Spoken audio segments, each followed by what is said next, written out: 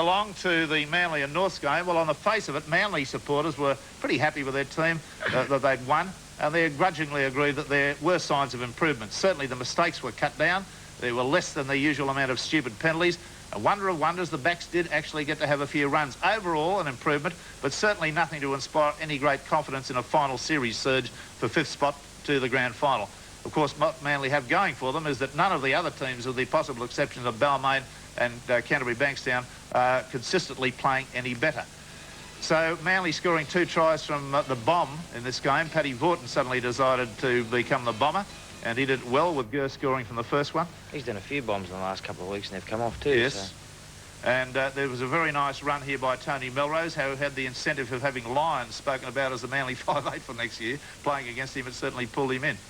Cliff's a very good player.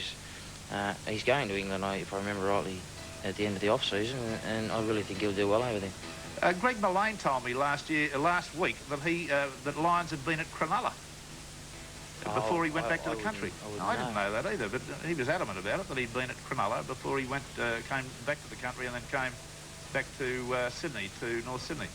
Cleal, when he moved into the forwards late in the game, created an opportunity for Melrose to score his 2nd try.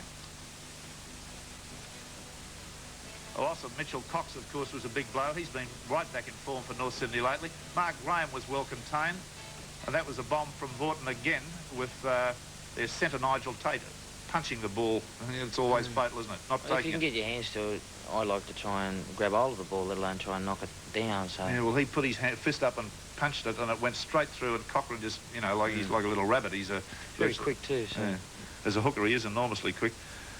Paulson and Daly, the Manly props, both very enthusiastic and very, very strong, and they're willing to take all the opposition forwards will give them, but I would love to see a little bit more ball skills injected into there. I think they need to get a little bit more constructive ability into their play.